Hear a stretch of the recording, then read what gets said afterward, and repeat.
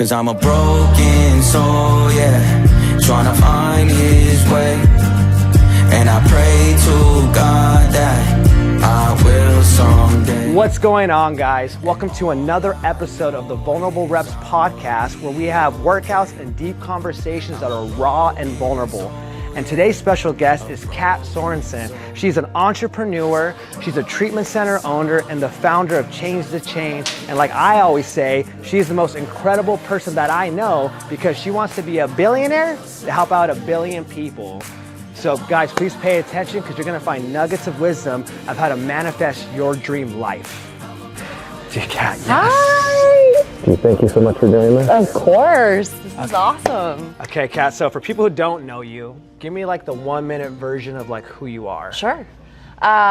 So I am 9.5 years sober. That's right. And in 2018, I opened my first treatment facility with a business partner. Now we have 3. Just got licensed in Wisconsin for a 4th. That's right. Co-owner on that. Started a nonprofit called Change to Change, which is an online 24-hour support for addicts, people that are sober curious. I have a sobriety journal. I love fitness. This is my jam.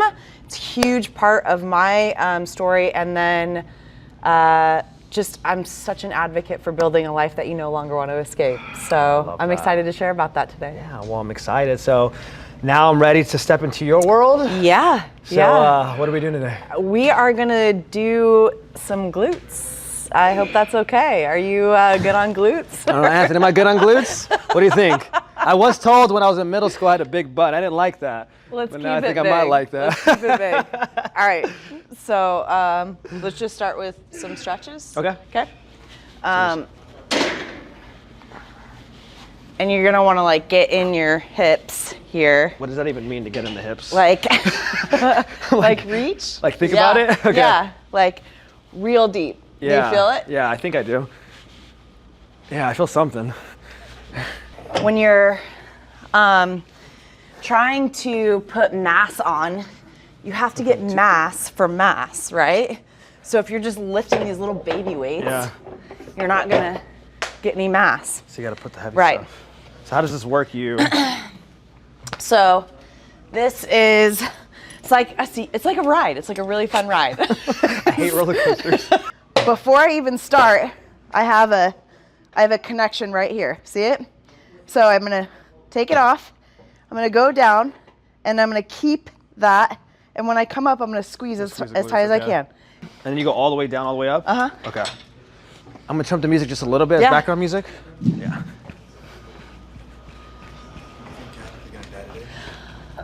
I think it'll be fine. Feet look good? Yep. How do I? And this is fairly light. Okay, so thrust up a little bit and then pull those handles forward. There you go.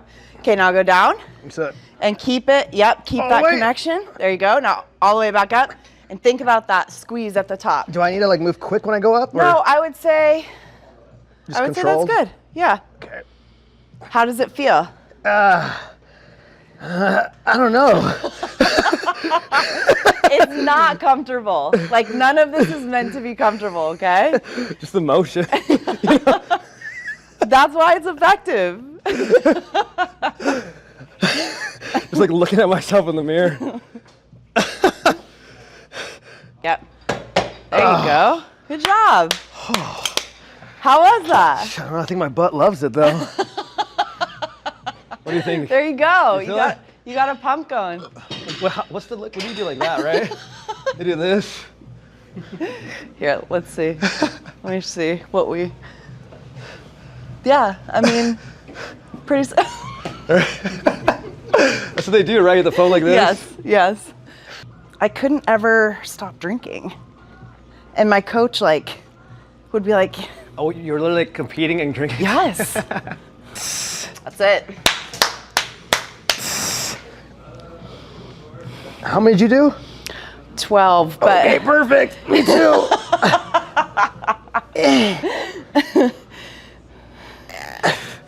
Is actually really heavy. I mean. I know. Not that heavy. You'll be fine. You'll be fine. Hey, we're gonna save that, right? So when they say no way, and she says, I'm gonna use a blackmail for her, right? I'm like, Kat, I don't know if she's that strong. Look at this, no weights. Like that, yeah. And then I just, how down do I go? There. That was lightweight. As I'm like dying inside. You're not. You're fine. Do you know I used to like squat almost 500 pounds, pause down, up. Really? I used to be a power lifter. And then what happened? Meth. Yeah. Yeah, that takes it away. That'll do that. All right, Kat. So I'm still trying to recover. My butt feels like a rock right now. I kind of like it. It actually feels bigger. Okay, that's the goal. Not gonna lie. So you have all the success right now. I know you personally, right? And it's incredible to see what you've created. And like you said, you have 9.5 years, right? Clean and sober. And so obviously you didn't just wake up and have all the success that you have today, right? Sounds like if you have sobriety, there's a backstory to all this. So who were you before all this came into your life? Like, who was Kat before all this? Yeah. It's so like weird. It's like pretty easy to answer that question because she was like a shell of a human, you know, like. And what does that mean, a shell? Just had no substance, really struggling, looking for purpose, looking for my worth. Like, I just really, you know, since like I was a little girl, some of the earliest memories I have is just feeling like super alone, sad, like super sad as a little girl, which I know that would like break my parents' hearts to hear. Yeah. Because they provided me everything. There was like no reason that I should have been sad, right? So why do you think you were? Because that's pretty powerful because, again, you're not saying they didn't do anything wrong, but I feel this way, right? Yeah. Like, why do you think that you still felt that way even if having these loving parents in your life? You know, I think it's indicative of alcoholism. I really do think that, like, I know that for some of us, like you know, drink so much that you become an alcoholic. Yeah. I think that it does run on both sides of my family. And I think I was given, you know, blessed with the gene of alcoholism. I love that. So when I was a little girl, you know, feeling irritable, restless, and discontent, you know, and my parents grew up in both military homes where you didn't talk about really any feelings. And I came out of my mom's womb like a raw nerve, you know, like all I wanted to do was talk about feelings. And I had so many of them, and I just was like, I don't know what to do with all of this. So when I found alcohol, it was such a simple way of like, okay, this is how I can cope, right? Like now I can like shut this crazy brain off that tells me, you know, that I'm alone and that I'm sad and I don't belong. And I can just like exist. And then it progressed to like weed, and you know, of course, boys was like always, you know, love drug always. Yeah. So were you always a person that was always like looking for love, like always just this one, maybe this one. Oh, yeah, and you can still look at parts of my life, you know, based on what guy I was with. You know, oh, that was the, you know, Johnny phase. That was the right. It was just like I remember, oh, that was the Michael phase, right? And it was just like, okay, then who is next? Then who is next? And I don't know. I feel like my parents were amazing. Like I said, they did the best that they could, but I was a tough cookie. Like I pretty much demanded to go to therapy at like 13 because I was like bawling all the time. My hormones were insane. My parents were just like, we don't know what to do with her. And they put me on birth control at like 13, hopefully to like level me out, which it did. But you know, that still doesn't like fix the problem. Yeah, and I think that there are no perfect parents. At the end of the day, though, you know, if I had the relationship that I have with my family now when I was growing up, I think I'd be a much different human.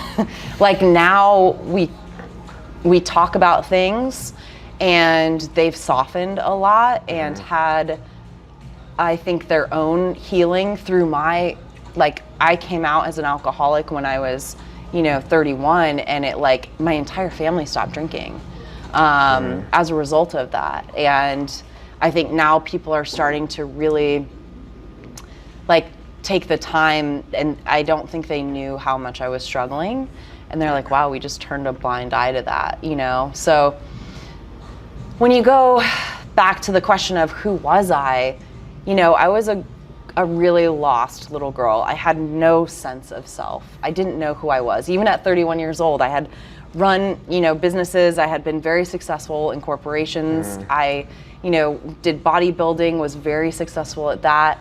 Had always been a higher performer and high achiever, but really still, it was like, you know, it was for the acceptance of others. Like, okay, am I good enough now? Am I good enough now? How about now? How about now? Would you say that you kind of, you developed like performance self-worth? Like, yeah. That's what you did, right? So you get good at all these things, right? So from the outside world, you look great. You're making good money, you know, all these, whatever, all these experiences, but you're saying even though you had all those things, you still felt that same emptiness inside. Yeah. Now, what did that make you, did you ever reflect on that? Like, did you have that level of self-awareness back then where you're like, I have this, why am I still feeling like this? Or were you kind of just living unaware, just following things? It was like survival mode, Okay. you know?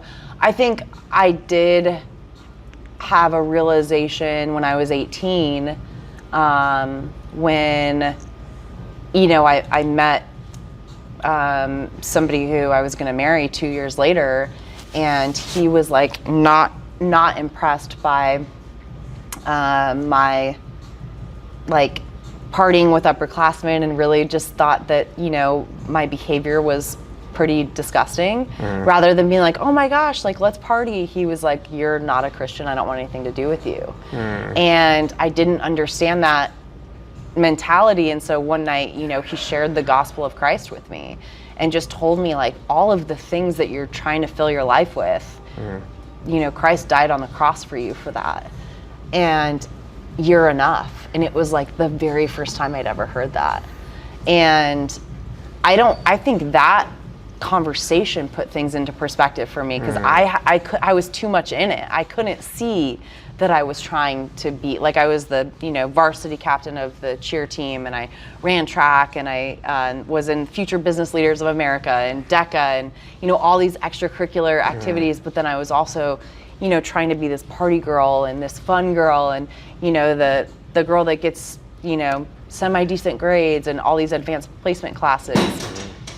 And I mean, he just made such a tremendous impact, and then he really introduced me to Jesus. So was that your first experience, like, Yeah. with being introduced to Christianity I had and like Jesus? gone to church with friends who their families went on weekends, and I knew that I liked going with them, but what I liked is like the semblance of family, you know, and like they would go to lunch afterwards, and I don't think I really loved the services. I don't think most kids love More the just the service. community Yeah, it was like the aspect. community, right? Yeah. And he really like put it into perspective for me that it's not about going to church. It's like having a personal relationship with something that made you, and that he made you absolutely perfect.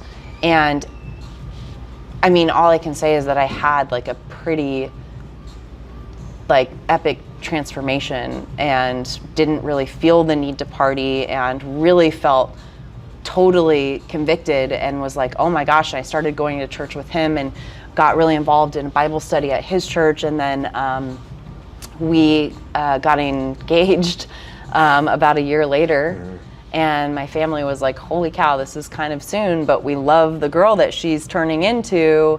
And I was in my freshman year of college, I was doing really well, I wasn't partying, and then we got married a year later, and that was like, you know, I thought that I said goodbye to drinking and drugs forever, because I like had this huge transformation. I didn't really know that I had alcoholism, and it doesn't care how long you wait in between drinks, right? And so, you know, I drank a few times in college, but what would happen is like I'd have a beer or a glass of wine, and then I would just get totally hijacked. Like, okay, are they gonna finish theirs? Like, would it be inappropriate for me to order a bottle? You know, like, and it was like that mental obsession that I had no idea, you know, comes with the allergy. And so I really just gave up alcohol altogether, and I like became like a crazy athlete, and I started running and poured everything into academics, and then I graduated and I started drinking again when I got into corporate America, and just burnt my whole marriage down. So how long were you married that time? that time. Right? You guys are going to see why I say that time. Which one? Is the first, seventh? Which one is this?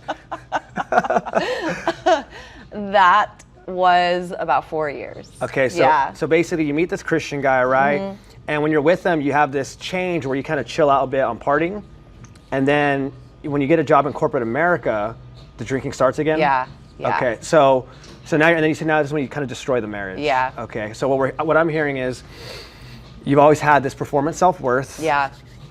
You get good at things, a lot of things that you do, but there's always kind of like this drink and this partiness in you, right? Seeking validation. Yeah. You calm down, but like you said, when it comes to alcoholism, you can take a break all you want. Right. Like if you're not dealing with what's really going Totally. on, sooner or later, as you know, was it Dr. Jekyll, Mr. Hyde, Yeah. right? We take that first drink, and I'm like, I just took out $20,000. Totally. I don't know why, but I just Yeah. did, and it's okay.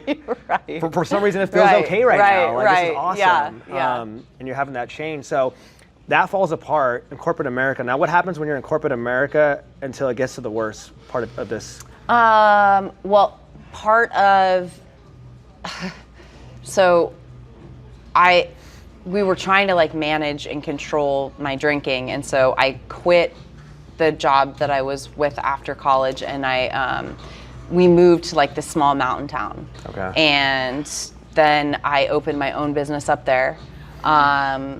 And it was only like a matter of time before I'm doing cocaine with one of my clients, right? And so now things have like really taken off.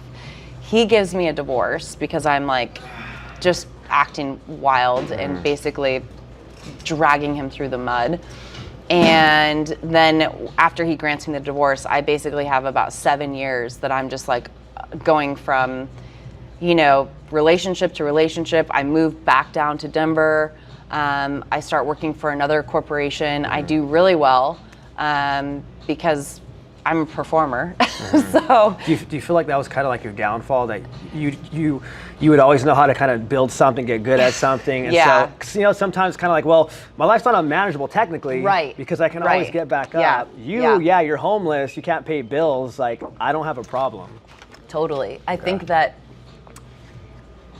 is something that kept me afloat and like in denial for so long, because I thought for so long that, in order for me to actually qualify to be an alcoholic or an addict, I had to lose all these exterior things. When in reality, the exterior things had nothing to do with it's an inside job, right? So I was, I started bodybuilding because I was like doing really well at this corporation, and it still wasn't enough. I wasn't fulfilled. And then I got an opportunity to go work in Atlanta for like a supplement company, because I was like, okay, that'll do it. I just need to change the industry, right? Change my environment, change the industry, change what I'm doing. Right, that's it, right. yeah.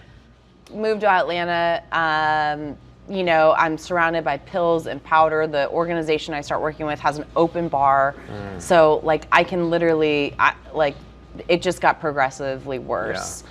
And then, I'm also traveling from Atlanta to Los Angeles, Atlanta to Vegas. Drugs are very prevalent in, the supplement and nutraceutical. Yeah.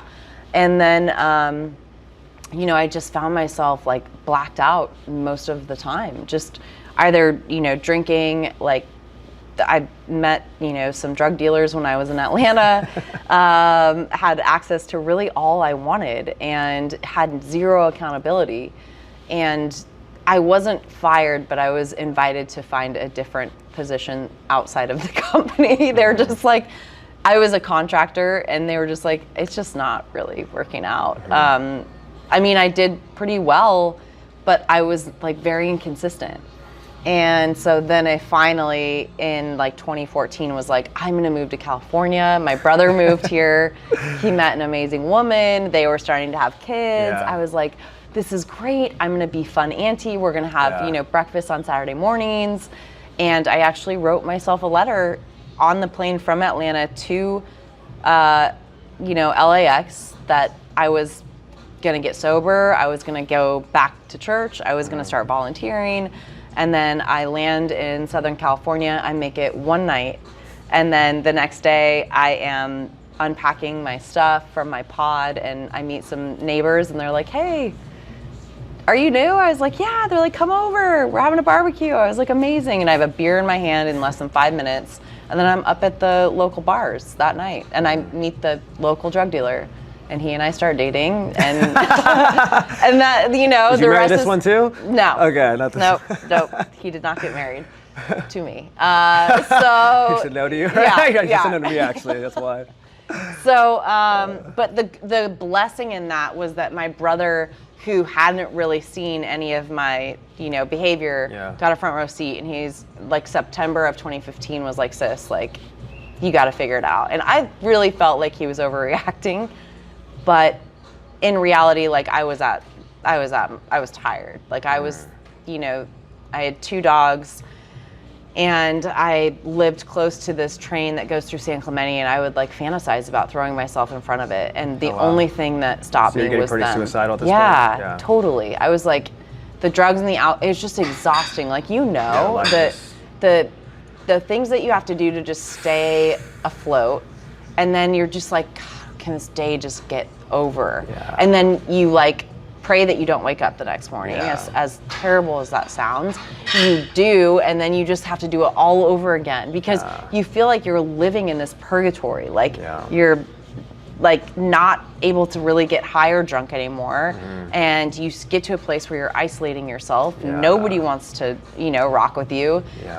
All I had was my 2 animals, and you know, they were 13 and 15, had gone through everything with me, and I couldn't bear to just like abandon them, because they had gone through the most with me. I got my little Jack Russell when I got married, you know, she was in my wedding. Like, it was like, I was kind of relieved when my brother finally was like, get help, because it was like the push I needed. I didn't have the balls to kill myself, to be honest, but I thought about it all the time, and it was like, okay, finally I can, you know, admit that I do need to get some help.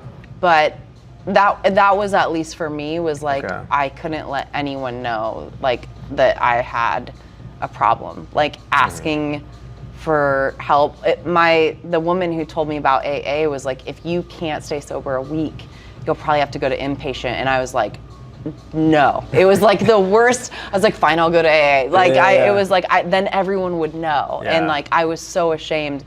And, you know, my family was already like so over my behavior, it probably wouldn't have shocked them. It's just like the ultimate surrender. I feel like when you're like, all right, I'm going to rehab, like, I can't do this on my own type of deal. Plus it's like a commitment of like 30 days and like whatever other, I mean, it's a pretty big commitment. Yeah, it is. And it's almost like telling everyone like, hey, I really have my a life's problem. unmanageable. Yeah, I need help. Yeah. Whereas like with AA, at least I could do it like a little under the covers, and like went to like 4 meetings a day, and like was like basically living at like the Lano house. Yeah. You know, and I remember my family came and visited pretty soon after I started going to meetings. I hid my big book under my bed, you know, because I was like so embarrassed. And it's like, what are you embarrassed about? Yeah. Right? They already know you're an absolute train wreck of a human. Like, they probably would be stoked to see you're doing something about it. Yeah. Okay. Yeah. Well, cool. So so we'll end right there. Okay. Cool. Let me get my hair tied. I'm sweating my balls off. You will be wrecked tomorrow. Okay. All right. Look, I'm gonna take 25s. I'm gonna send you a video of me running, enjoying life tomorrow. I please, we need that. Okay, so the thing with these is you want to make sure that you're. Yep, just like that. And think about pushing out of your heel, because that's really going to be booty. Okay. Okay, from the front foot, right? Yep.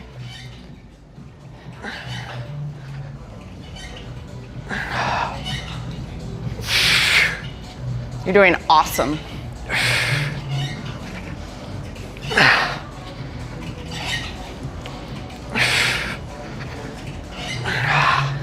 Back. How you doing? Oh, this is amazing. I'm actually really enjoying it. I love legs. Do you? Well, remember when I used to be powerlifting, that was my favorite day. I was the guy in the squat rack for 2 hours. Okay. That guy. So I love legs. I'm all about, ass to grass, pause. Good. I'm all about that, yeah. Good job. But what people don't get is it's so much about diet, Yeah. What does your diet look like? Outside of energy drinks, everything is calculated. My chef does all my meal prep. Yeah. Is that our boy? Ivan. Ivan, yeah, he's cool.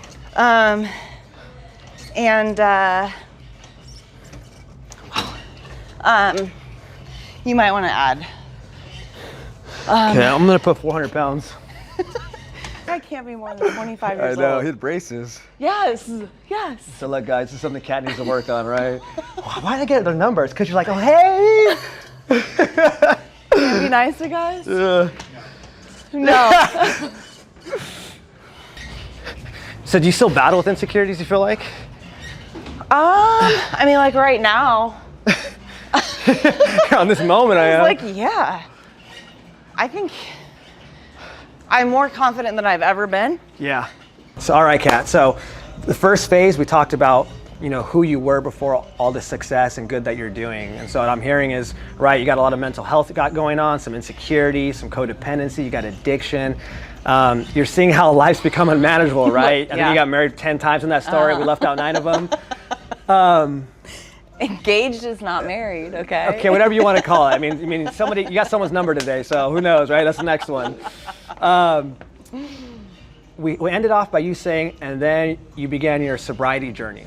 Now, I want to hear, what did that journey look like when you got started? Because a lot of people think you change your life and then boom, all this good happens. Right. But I want to know, what did it really look like from that day one of your journey of you started to get sober and heal? Yeah.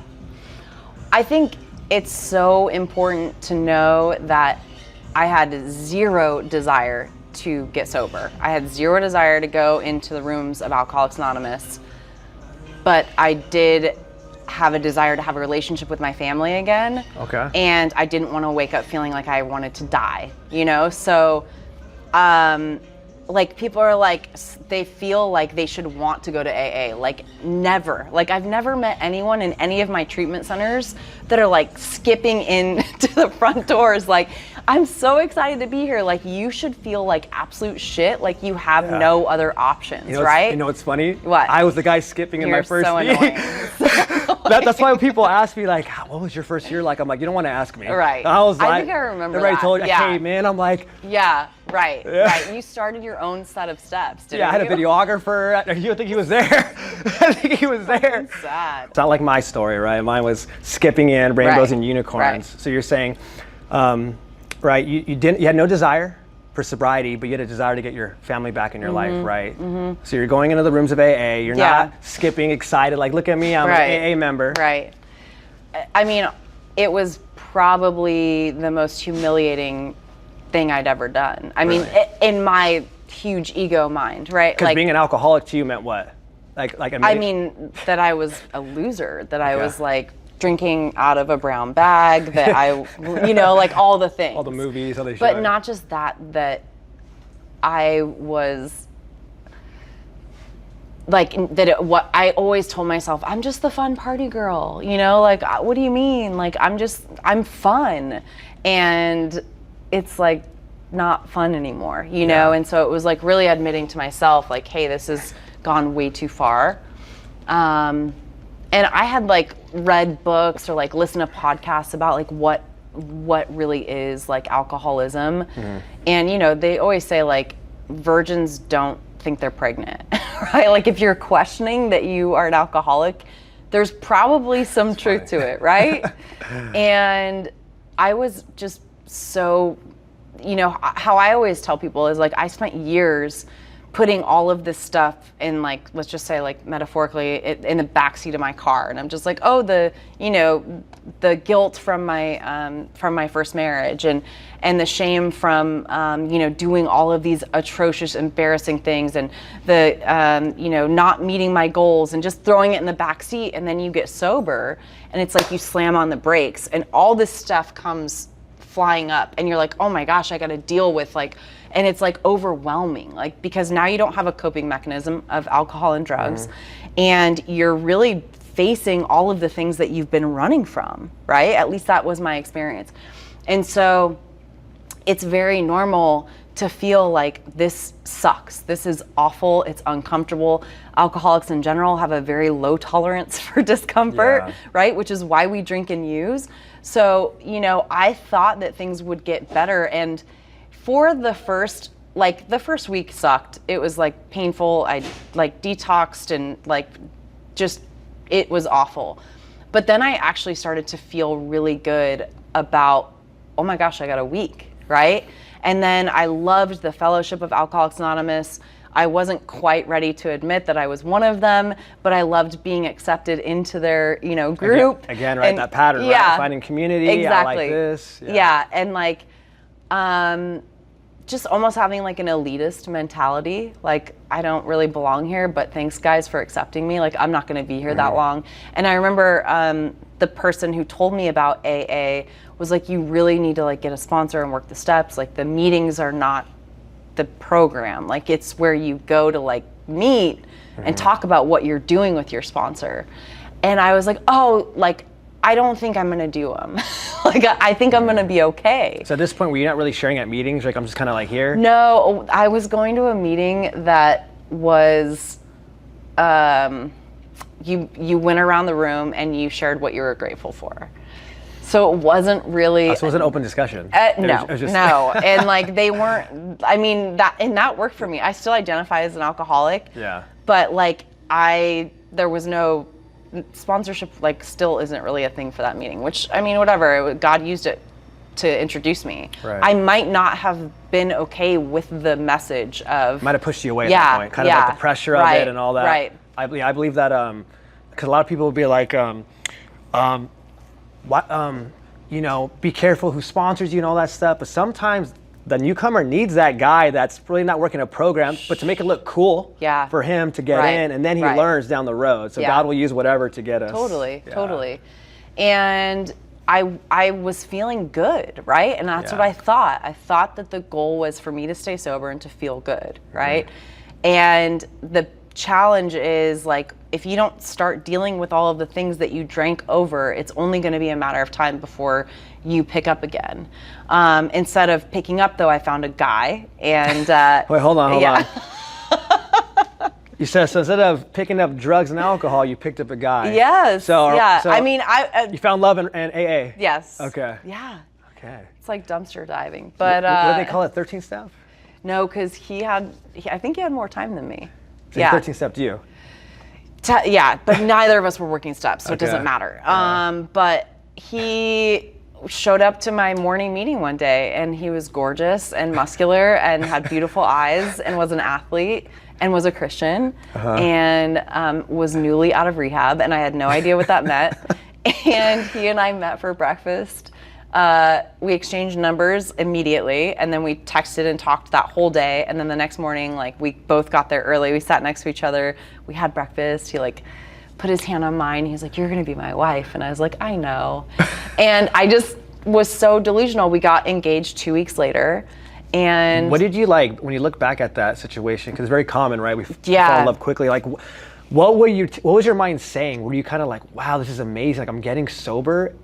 And look, I'm finding my husband. Promises. Like, this is amazing. Like, sobriety is awesome. Yes, and I mean, you can get high off of love. It is a dopamine. Like, I've been high off of love so much. They said cocaine and love is like the same strength. Oh my gosh, so we're cokeheads. So you're like, oh, it makes sense. Like, it was crazy, intoxicating, and then also, like, I'm kind of a risk taker, and I like adrenaline, and I'm a little bit of a fuck it, I'll figure it out later type of girl, right? So when he asked me to marry him at, day 21 of knowing him, I'm like, sure, yeah, well, of course. I thought this was fate. I thought it was love. And then when we got married at day 28 of knowing each other. So 7 days later. No, we got married at day 21. We got engaged at day 14 of knowing each other. Okay, well, that's different. Yeah, okay, yeah. That's acceptable. Married day 21. And then I didn't tell my parents. We just went to the courthouse. We were like, we don't really need to tell people. It's just kind of a formality at this point. We'll have a big wedding like when people can like accept it. And then we were traveling I was still working for a corporation, and I was traveling, and he came with me to Florida. And I remember being in our hotel room. It was like maybe a month after we got married. And he was like, hey babe, just so you know, I'm pretty sure I can drink again. And I was like, okay, I can't. Like, I know that I can't, but if you, he's like, I'm not going to, but I'm pretty sure I can. My thing is Coke. I was like, okay. And it was maybe a week or two later that he called me, and he's like, I got in a little fender bender. I had some beers on the way home from the golf course. I was like, what? And then the next day he like landed in a pile of cocaine. And so I was like, one, totally embarrassed. Like, what did I do? Like, what an idiot I am.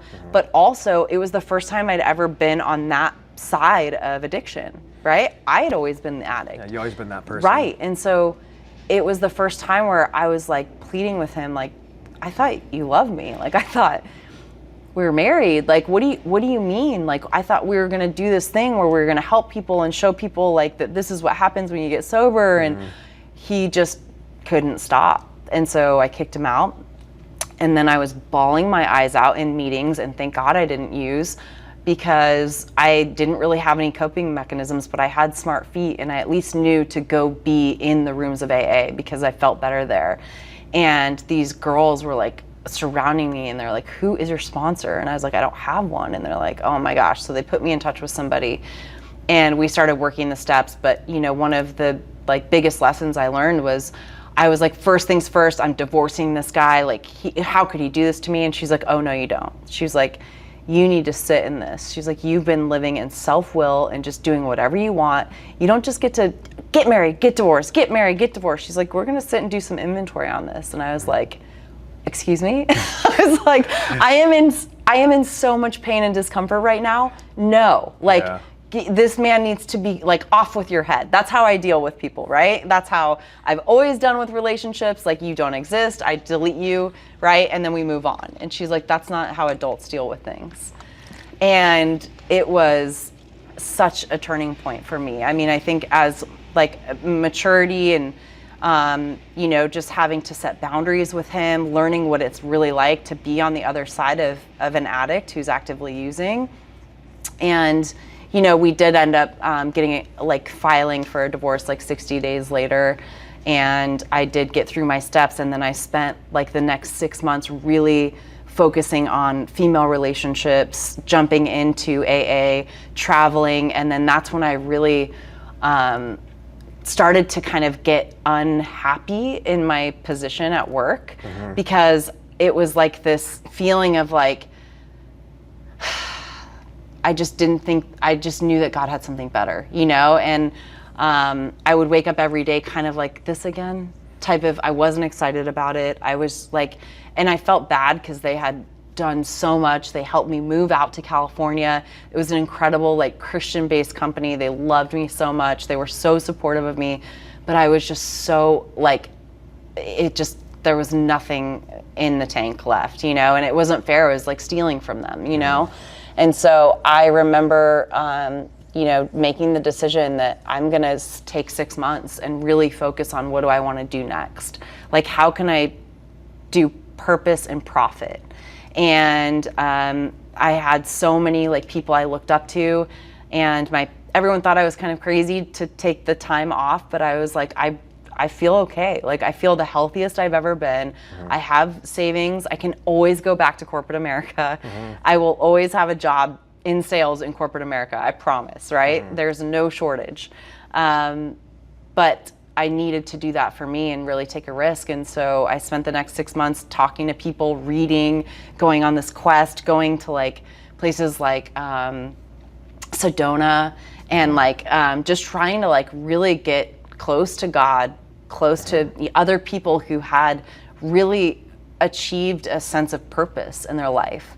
And they just kept saying like, do what you love and the money will follow. Do what you love.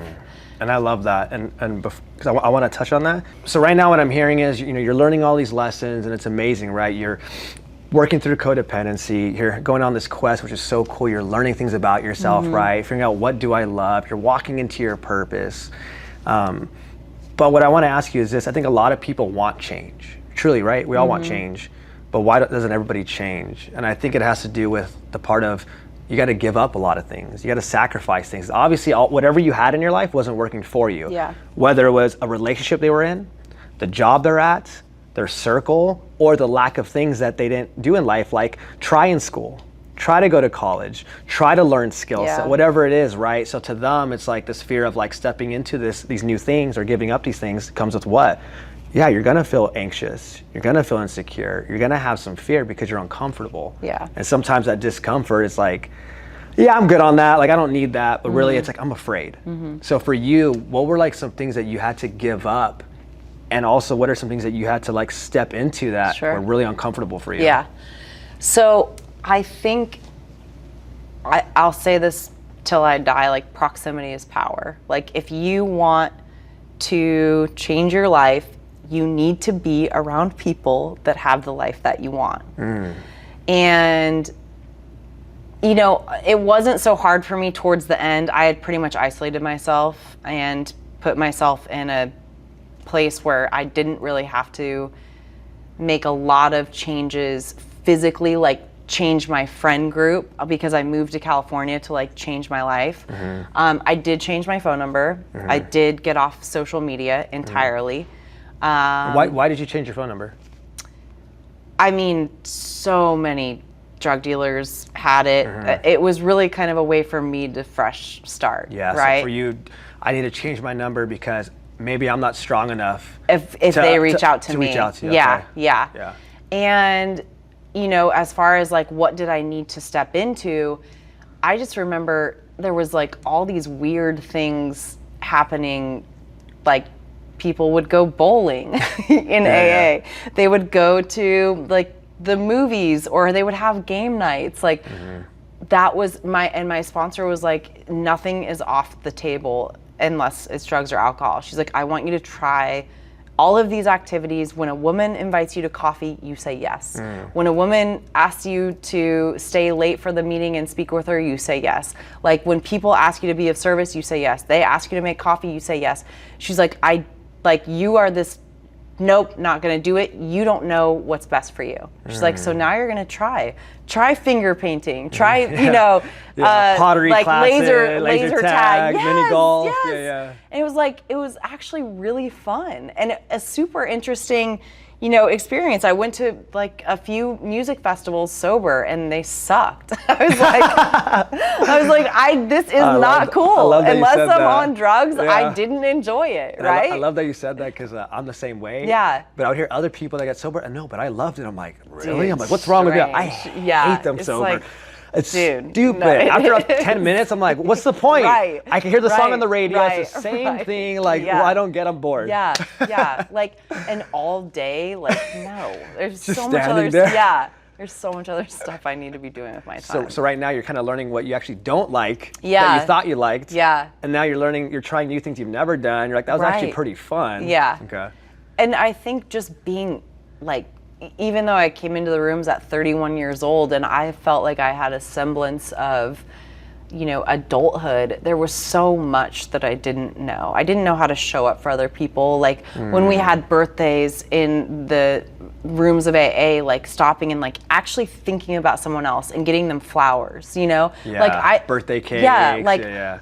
I'm still shocked at myself that I do that. I know that's terrible, but when I can like plan, because I'm not really a planner. So when I can like plan for somebody else and like think about like, oh my gosh, their 1 year birthday is going to be in 2 weeks. Like that shocks me, right? Because I'm still super selfish, right? I'm single. I like have a really amazing life. I'm, you know, pretty self-involved, right? Yeah. I don't have kids. My animals are the only things I really worry about right now. So, you know, just being like retraining and just learning how to show up, pay bills, like do real basic stuff that I feel like for whatever reason as addicts and alcoholics, we just have a really hard time doing, you know? So, and are you learning a lot of the stuff from just the women around you, or is it a combination of women around you, reading, possibly maybe listening to things like whether it's podcasts or whatever, like just being around stuff like kind of like, okay, I need to work on this, so let me ask someone, or I need to work on this, let me read this.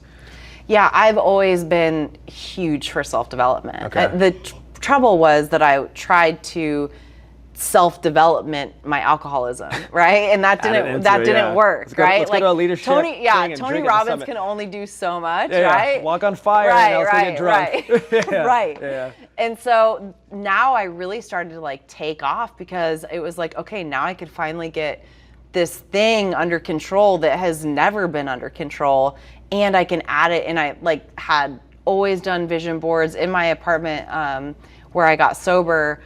My whole like wall was a vision board and like a whiteboard, and I have pictures of it, which is really cool to see in 2015 what has actually transpired from that. And I still write, you know, purpose over pleasure, and you know, all these things that that have always like been drivers for me. But it was like you can only do so much with self-development until you start to like deal with the core issues.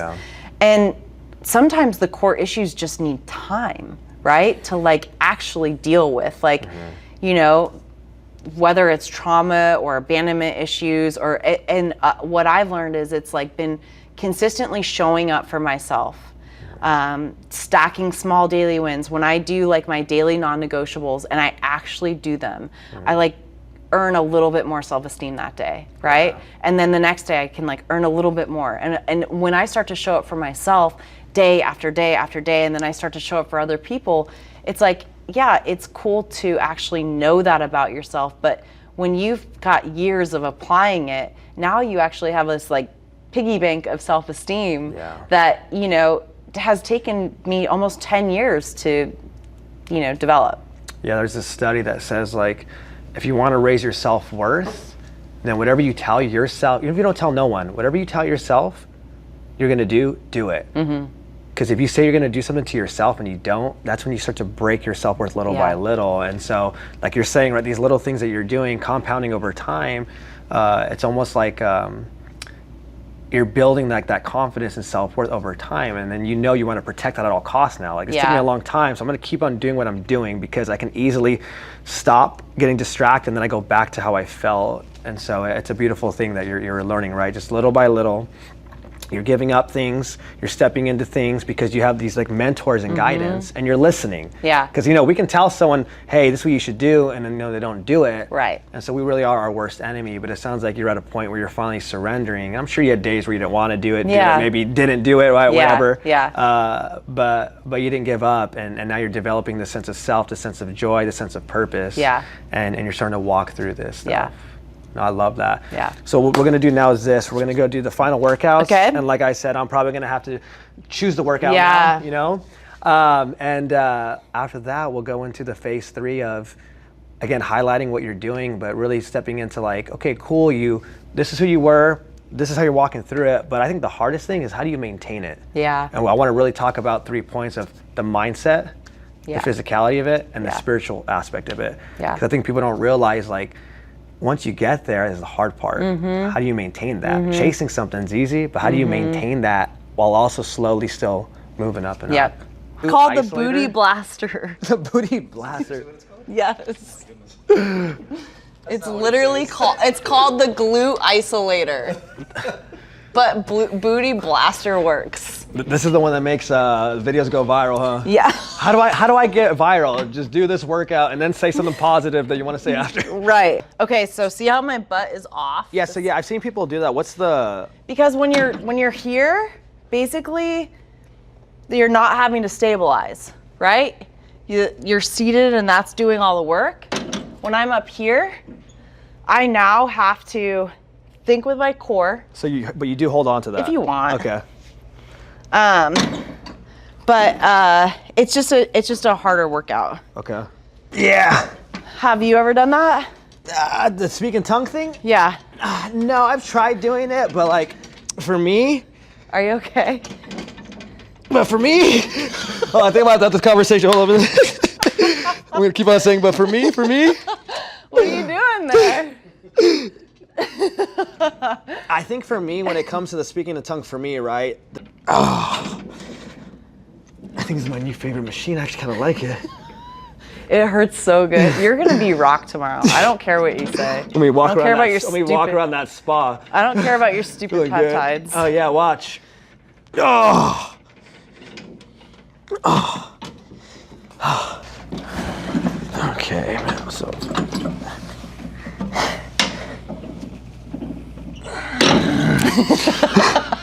Don't show this part. Okay, so I'm going out. There you go. And yeah. then out. And then. And kind of like how we were doing on the hip thrust, that squeeze on the out, right? Okay. And right there, get that juice. That's like the good stuff. How many are we doing? Go for 12.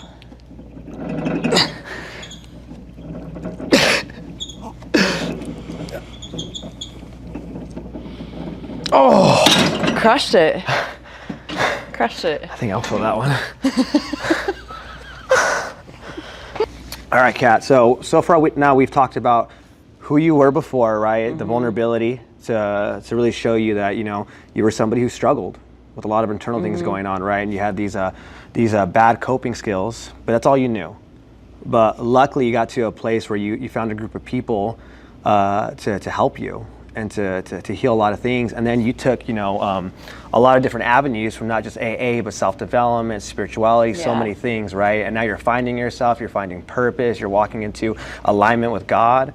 But as I know, one thing is getting it, another thing is keeping it. Yeah. And there's a saying that with every level there's a new devil. Yeah. So what I want to know is, you have the success now, right? 9.5 years sober. You own treatment centers. The founder of Change to Change. You're an entrepreneur. I mean, I see you flying everywhere, doing amazing things. Just incredible. Like, your life is like a movie. Yeah. And I see you doing a lot of good in the world. What do you do to maintain that so you can stay humble, not blow up your life? I want to know what that's like, because I think a lot of people don't realize, like, when you get there, that's a whole new set of challenges that people don't realize, like, what you're stepping into. I want to touch on, what is the mindset that you work on to keep that and maintain that? I want to know physically what you do to keep that. Yeah. And most importantly, spiritually. Yeah. Yeah. So, I mean, you said, like, you're successful, you've achieved it, and I don't feel that at all. Like, right. I don't want to be ungrateful, but I'm like, I feel like I'm just getting started. I love that. I also feel like at 40, I'm 41, I felt like I would be so much further along than I am in a lot of ways. But I also, there's some other places in my life that I've totally surpassed, and I'm like, holy cow, that's pretty incredible. So I think it's not really, I'm so ambitious, I'm so freaking hungry. I think that's one of my character defects, is that I'm always looking for the next goal, the next thing, that I can't enjoy the present. Because based on your story, you've always had that in you, right? Yeah. In different ways. Yeah, okay. Yeah.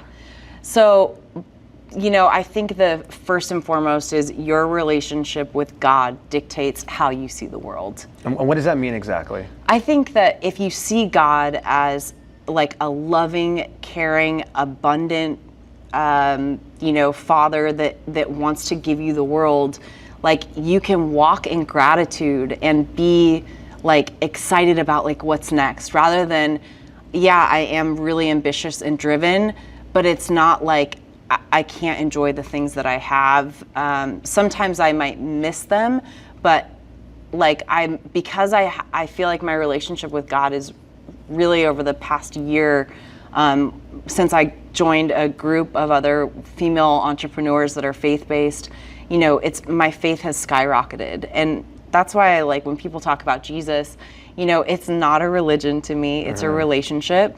And I talk to God. I've been talking to Jesus this entire workout, you know, like it's he and I talk throughout the day. You know, I'm in his word every morning for at least, you know, 30 minutes to 45 minutes. And then I journal about what I read. Like, my relationship has really strengthened. And as I've seen, like, I believe we're all just spiritual beings here having a human experience. So if you can strengthen that, and I believe, you know, Jesus made me. So what better place to go to understand myself than him? And what I've seen is, like, maybe my circumstances haven't changed that much over the past year, but I sure do, like, feel a lot better about my life, about the relationships in my life, the relationships with myself.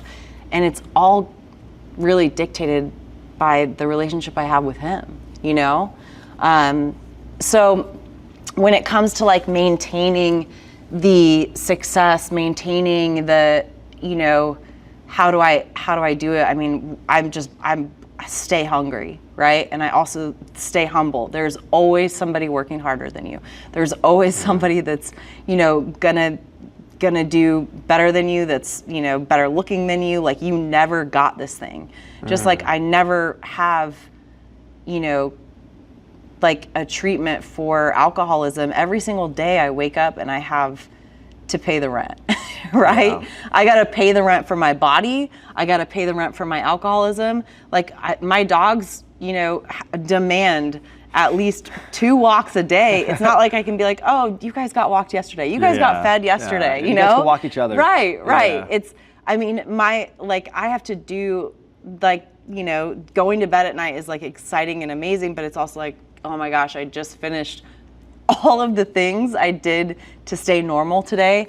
Cold plunging, you know, 15,000 steps, eating all my meals, like my nightly routine with my, you know, skincare and, you know, doing all of these things. And then, you know, you get in bed and it's like, I got to wake up in 6 hours, 7 hours, and I got to cold plunge and I got to spend an hour with God. And, you know, then I got to work with sponsees and I got to do AA. And it's like, you know, that stuff hasn't really changed. It's just my attitude around it. And it's like, man, this is a gift, you know? Yeah. And it's like, and that makes sense, right? The reality is, it's like we still run into, like, I got to do this again. Yeah. And there's some days that are harder, maybe less sleep you get. Maybe it's a really busy week. Yeah. Maybe you're feeling just under the weather. Yeah.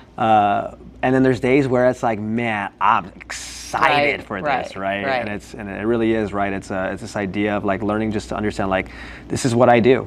Yeah. To have this, and then learning to enjoy it, which is exciting. Yeah. And just being in this, like, attitude of gratitude. It sounds so corny, but I like to say, like, I'm truly here to make an impact. I don't make a living, I make a giving. And, you know, everything, I'm stealing that, by the way. You definitely can. Good.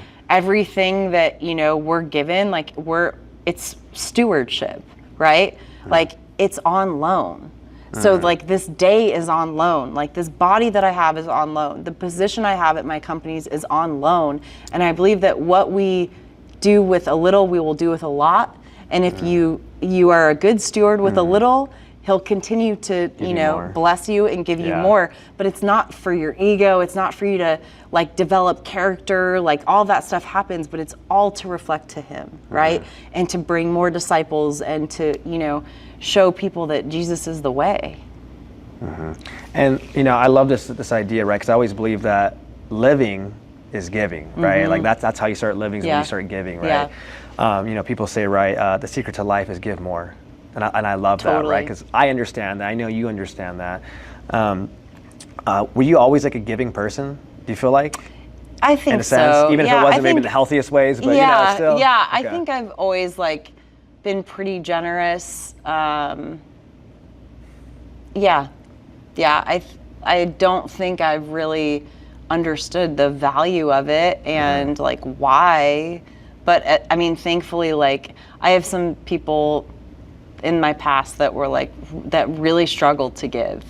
And I know that the Lord wants us to like give with a generous heart and Yeah. like happily and joyfully. Yeah. And that is not something I've always felt like, okay, here, it's yours. Like whatever. Yeah. Like it's not even mine to begin with, you know? And that's why I believe that. I truly believe that, you know, God uses all those defects that we had and he helps us sharpen them to use them for good, right? Like I've always been a giver, but now I just give wisely and with intention versus just giving, oh yeah, whatever you want to take that, some drugs, here's this, here's that, woo, where it's, where we still have that good heart.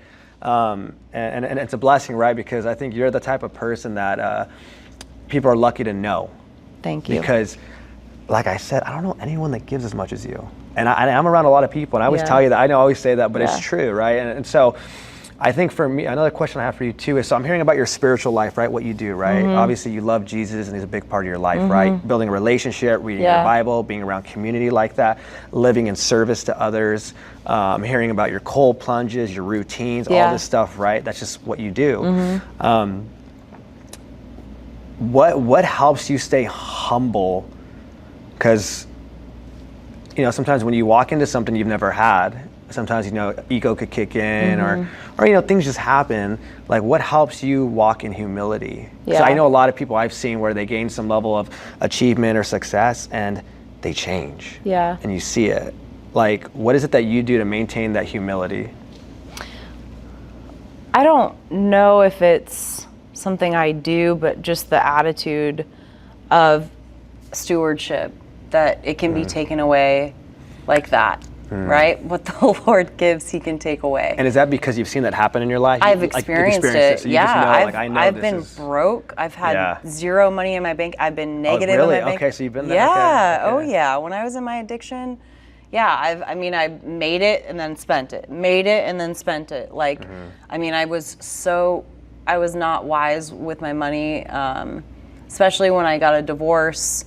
I was clueless about bills, and you know, I went from my dad's house basically to being married at 20 and had no idea how to handle life. And then I was like mid-addiction. So, I mean, I literally just blew through all my money, and then I would be negative in my accounts, and you know, like I was going paycheck to paycheck. I remember, you know, getting groceries and writing bad checks. I've been broke before. Yeah, for sure. So, okay, so what I'm hearing is you're really humble because you've been humbled. So you know. I know when I thought I had it and it was gone, and I know what it's like I know I can blow up my life and lose everything like that. Like I know what it's like to be in that. Yeah. I think some people, it's such a gift, and I put myself through college, you know, I was never handed anything. The businesses that I have today, you know, if I lost it tomorrow, I would know what to do to build them again. It's not like this, you know, I don't think I've like walked into luck, and that's the difference between somebody who inherits a business or inherits a, you know, not to discredit their hard work of running that, but for me, like I've built, you know, and I've had businesses, lots of businesses that have failed. Like I had I've done like e-commerce businesses, and my insurance, I owned an insurance company when I was in my mid-addiction, and it was like a absolute failure. So, you know, they say that the difference between people who succeed and those who don't is that those who succeed just tried one more time, right? That's good. Like, you know, like part of being successful is failing. You know, I don't want to give up, and you also have to take risks. So I think, you know, just always thinking about like, okay, what's the next thing, God? Like when you start to have God be like the person that you go to make business decisions, and one thing I always pray for is, God, whoever I'm supposed to do business with, put my name on their heart. Put my name on their heart. Put my name on the heart of people I'm supposed to help today, right? And he always is faithful. He sends me people, like people come out of nowhere, and I'm like, okay, all right, thanks. I love that. And I'm glad you said that, because I was going to ask you that question too, right? Like for people that want to be successful, and you kind of share just just don't give up. Yeah. That's the only difference. This person tried one more time. Yeah. This person stopped, because you're all right. Failure is a part of success, right? Failure is just a lesson. The more you fail, the more evidence you have of what works, right? Yeah. Or what doesn't work. So then you know what will work. Yeah. And I love that, right? You know, having God in the center of your life to go to Him. Yep. And I think that's sometimes can sound weird for people, right? Like, what do you mean? Do you just, okay, God, what should I do? And do you hear a voice? Yeah. Go here or go Right. there, right? Right. But I love what you said of put my name on their heart. Yeah. So now you're not forcing it. Right. Right? Because there is people I've seen sometimes they're just drawn to us. Yeah. So instead of trying to get with that person to work with, stop forcing it. Right. And all of a sudden you just take a step back. This person just for whatever reason, it's like, you're such an amazing person. I heard a lot good about you. Yeah. Like, you know what I mean? I really want to, do this with you. And you're like, okay. whoa, that's right. okay, God. Yeah. I see what you're saying. Just let that happen like that instead of forcing it. How do you decide for you who you want to like invest in? Because I know we only have so much time. Yeah. And sometimes people don't realize, like, we can't invest in everybody, obviously, right? We Yeah. don't know. But the gift is that we do get to, like, how do you kind of like discern that, like, all right, God, this is someone I'm going to invest in whatever way? I mean, it's usually vetted out over, if someone is in my path, they're there for a reason, but it's not normally, like, God will determine if they're going to be there long term or not. You know, I'm pretty serious and intentional with everything that I do. Sponsorship with women in AA, dating. Like, if somebody is supposed to be in my life, like, I'm about it, right? And if they aren't, like, I'm pretty direct, like, hey, I'm so sorry. You know, this is what my intention is of this relationship. If that's not yours, then we should probably part ways. And it's usually those types of conversations, but sometimes, most of the time, they don't need to be had. But going back to what you talked about, advice about what I tell people or would tell people about being successful is mentorship. I cannot stress mentorship enough.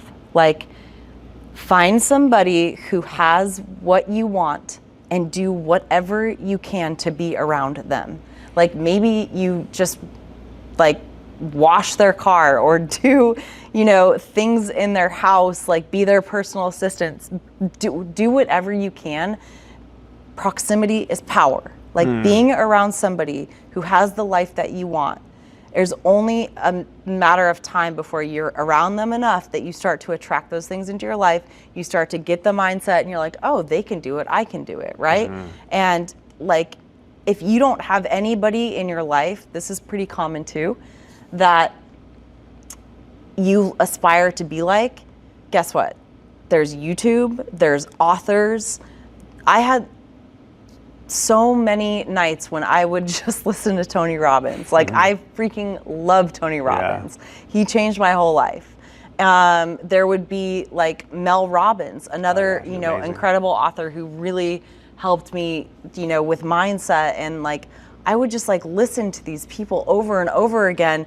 And instead of like hanging out with people who maybe didn't have what I wanted, I'd be alone and I would just listen to these authors and, just over and over and over and train my brain. It's like, guess what? You have no excuse, because we're in the world of technology where you can literally embed yourself in all of these amazing people who can be right in your ears. Yeah.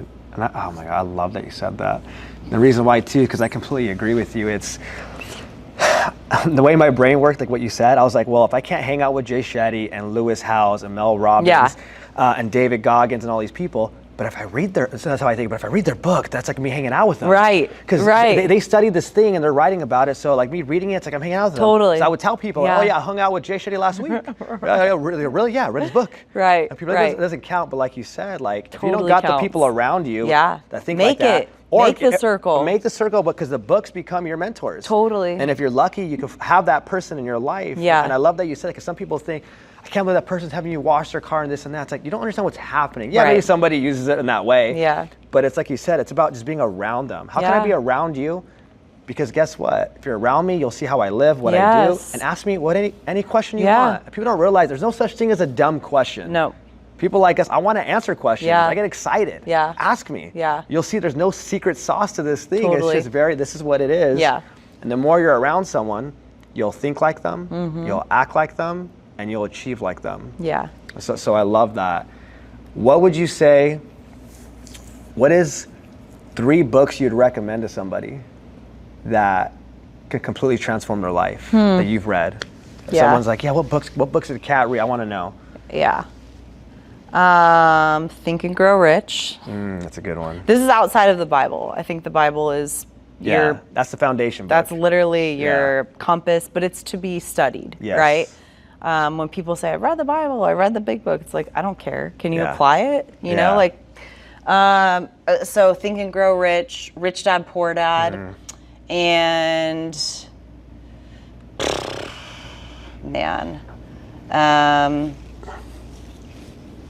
man, this is going to be a little controversial, but Power of Intention by Wayne Dyer. I love that one. Yeah, I know it's not a big favorite for my Christian family, but Really?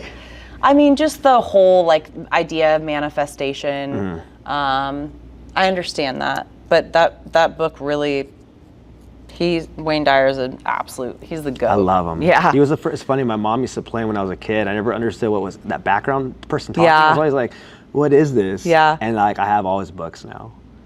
Yeah, I think when it comes to that word manifestation, I can see why some people, that's the devil, that's this, voodoo. But again, yeah, but what's the intention behind it? Yeah. When you really think about it, Yeah. like, again, I can see when someone's okay, but I look at it as like, I'm thinking of something that I want to do, and I'm going to God for it. God, Yeah. please help me with this thing that I want to achieve. Yeah. Are you putting this in my mind? Yeah. I'm going to believe it, act like I have it. And when you're intentional about it, you start to see things, work out. Yeah. That simplicity of it. So I love Wayne Dyer. Yeah. The idea also that when people are like, I don't have any of those types of people around me, that is why I did create my online sober Change, community, yeah. Chains to Change, because I have so many people slide into my DMs, and they're like, I loved what you just posted, but I could never actually like heart it or like it because I don't want my family to know that I'm struggling, which breaks my heart. But they're also like, how do I get sober? And I'm like, listen, I went to AA and I also hung out with sober people, and they're like, I'm not doing that. That's crazy. But I would like to, like, I need to hang out with sober people. And I was like, cool, yeah, go, like, find somebody who's sober and just be around them and do what they do. And they're like, you're the only sober person I know. I'm like, how is that possible, Yeah. right? And so that's why I created an online community where people could go be around other virtually, That's right? cool. And be like a positive impact for each other, and like have this, it's like a positive, sober like Instagram that they can just scroll through and like even ask questions about sobriety. A lot of them create like a fake name, which is totally fine, so they can ask questions, and it's like they can actually get the healing that they need, without having to feel so guilty or ashamed or slide into somebody's DMs, or like physically walk into an AA meeting can be really daunting for some people. Yeah. So this is something they can do in private, kind of like having like mentorship through books. This is a way to get like mentorship through the internet. Yeah, and I love that. I'm really stoked that you created that.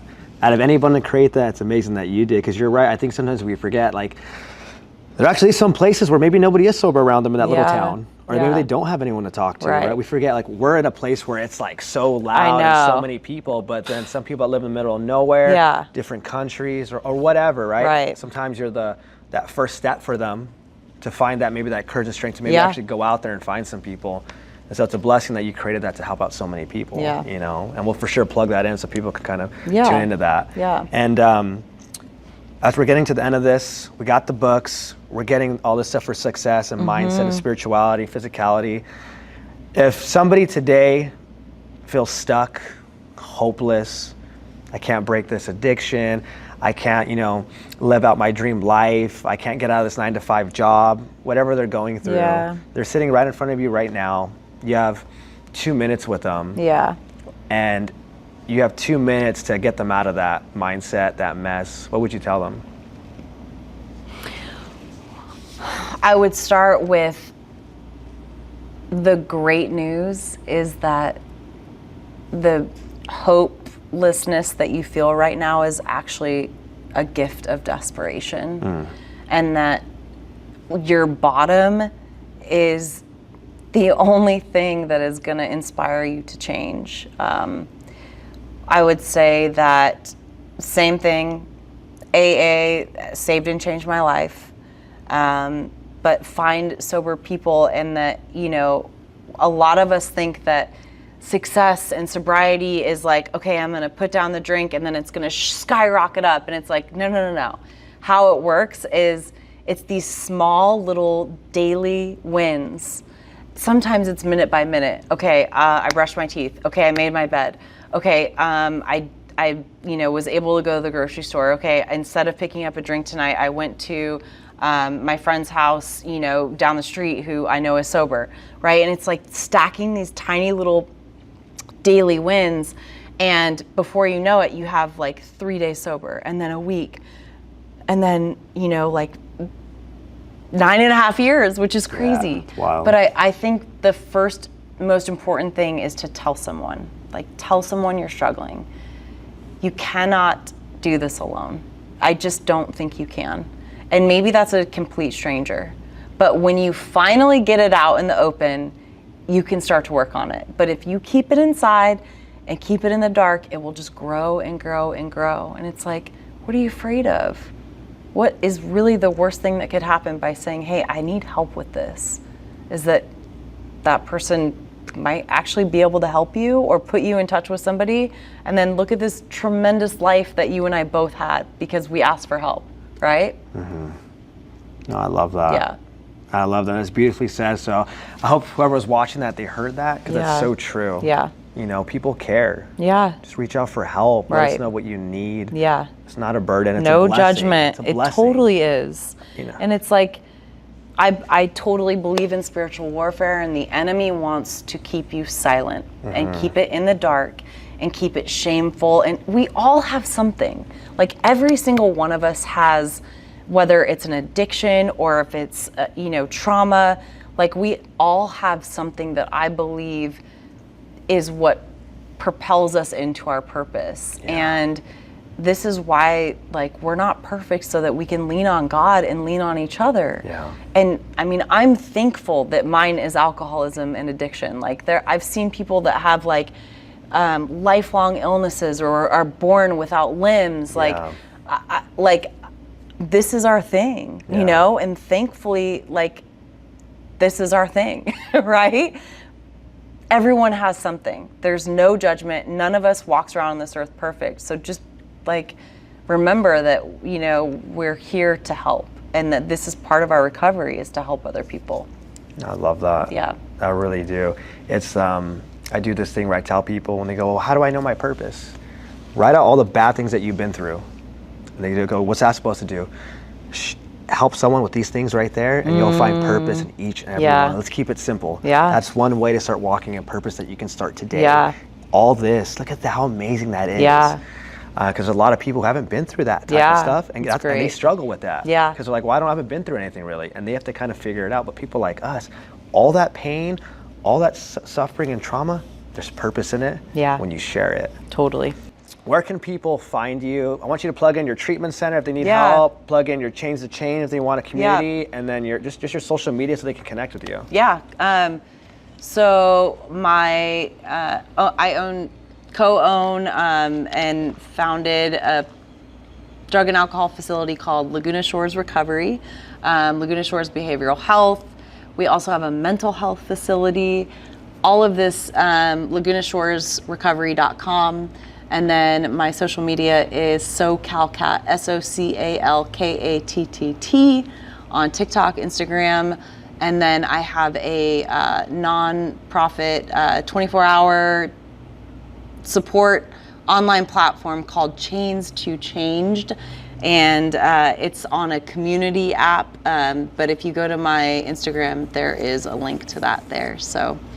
Also, I created a sobriety journal, which is like a 1 day at a time sober journal, sobrietyjournal.com. Awesome. Yeah.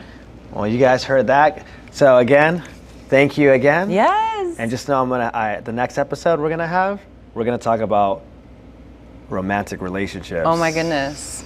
You're gonna have to do the workout because this one wasn't hard enough for you. You want me to choose the workout that time? Okay, I'm gonna choose the workout this time, but she's also gonna have to talk about the 27 marriages, and we'll walk through it in depth. I gave all the rings back. It's a lot of rings. Thank you, Kat. Yeah, thank you. And boom.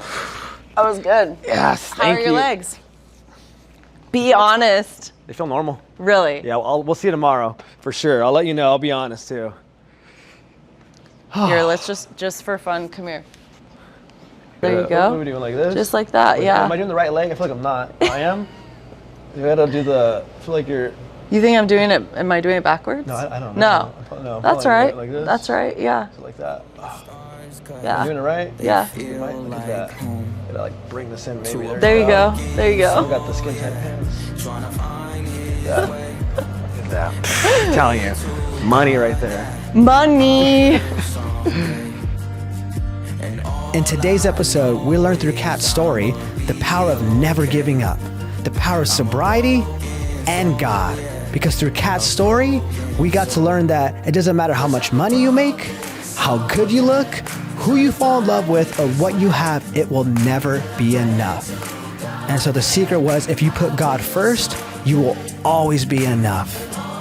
And I just want to say thank you so much for tuning in today's episode of the Vulnerable Reps podcast, and I'll see you on the next one.